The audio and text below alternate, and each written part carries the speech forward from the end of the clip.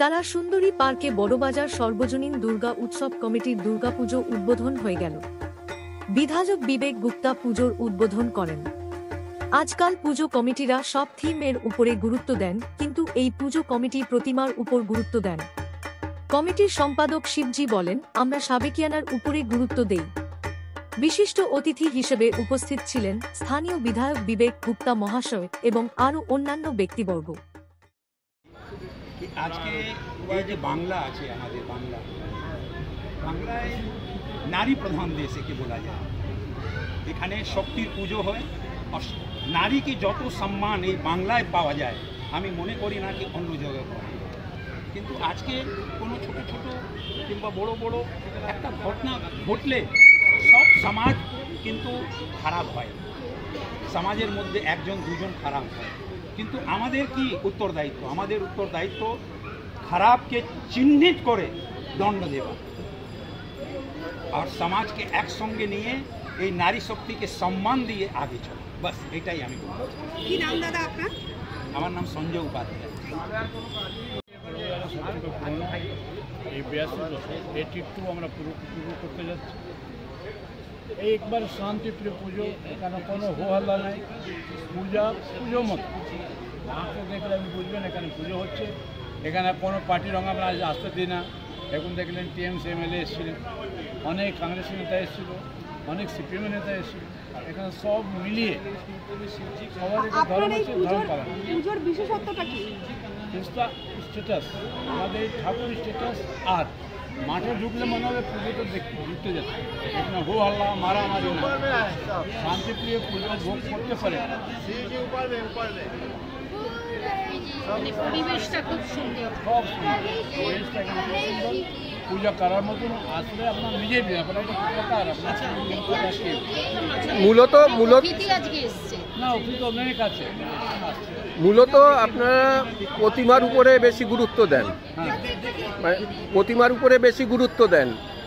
প্রতিমার কিসের প্রতিমা হ্যাঁ, আমরা চাই কি মাকে দেখলে মনে হয় সবারই মা। ওই আর্টিফিশিয়াল, ওই স্টাইল, ওসব হিরো হিরোইন মতন বানাতে চাই না। মা মতো। মানে এখন তো থিমের উপরে সব কমিটি বেশিরভাগই নজর দিয়েছে। সেই জায়গায় দাঁড়িয়ে আপনার সাবেকি ঘরানায় কাজ করছেন। দাদা আমরাও কিছু শিখেছি। আমাদের রাজনীতিগুরু সুব্রত মুখার্জি, ওনার মূর্তি এক রূপে হয়, কখনো পাল্টায় না। আমরাও চেষ্টা করি, কারণ এখানে 3 বার এমএলএ ছিলেন সুব্রত মুখার্জি, এই জোড়া বাগানে 3 বার এমএলএ ছিলেন। ওনাকে আমরা শিখেছি না মা মতন বানাও, আসল ড্রামা করো, এখানে খেলা চলবে। পুজোর পাশাপাশি আর কি কি অনুষ্ঠান?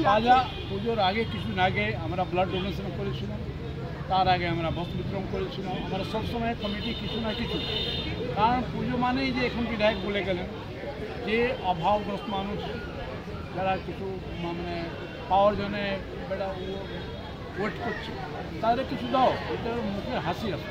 হাসি যদি না আসে, নিজে হাসিকে ভোগ করা যায় না। সব মিলিয়েও ভোগ করে পুজো তো সবার একদম।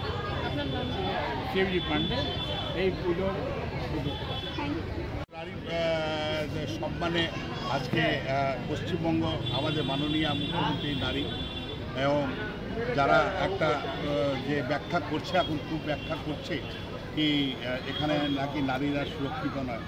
আমি একটা মায়ের কাছে প্রশ্ন করতে চাই, নারী যদি সুরক্ষিত না হয় তাহলে রাত দখল নারী কী করে করে রাস্তার উপরে? অর্থাৎ সব ঠিক আছে, পুজোর জায়গায় পুজোতে এসেছি আমরা, মায়ের কাছে প্রার্থনা মা সবাইকে সদ্বুদ্ধি দিই এবং সবাই নিজের নিজের কাজে এগিয়ে যাক, সমাজে এগিয়ে যাক, সমাজ আমাদের সফল হোক। আর আপনারাও ভালো থাকবেন। আপনাদেরকে শারদীয়া শুভেচ্ছা নেবেন। মার কাছে প্রণাম করে সবার মঙ্গল কামনাটা, মা আমাদের সিএমকে খুব বেশি আয়ুটা দিক। আর এইরকম করে আমার সিএমএ এইরকম সাহায্য করে কি এই পশ্চিমবঙ্গে আবার আমরা সোনার বাংলাটা করতে পারি, এটাই মার কাছে প্রার্থনা দাদা। আর আপনাদের মাধ্যমে আপনার সব ভিউয়ারকে শুভ পুজোর খুব বাধাইটা শুভেচ্ছাটা জানাচ্ছি। আর সবাইকে বলছি মার জন্যে, সিএম এর জন্য, সবার জন্য প্রার্থনা।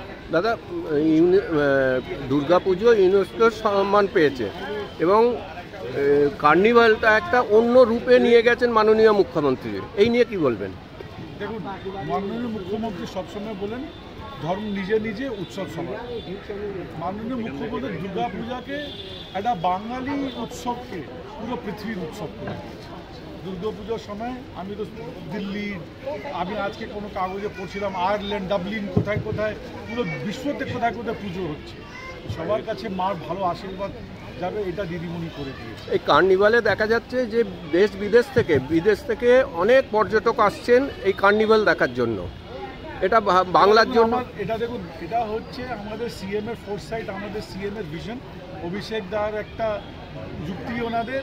কেন এর আগে যারা গভর্নমেন্টের ক্ষমতাতে ছিল ওরা তো কোনোদিন ভাবেনি কার্নিভাল তো এটা কোনো সাইন্টিফিক ইজাদ নেই, এটা একটা আইডিয়া কি আমাদের দুর্গা পূজাকে সবার দুর্গা পূজাটা করা, যা আমার ছিল ওটা সবার করা হয়েছে, বিশ্বে ছড়িয়ে দেওয়া।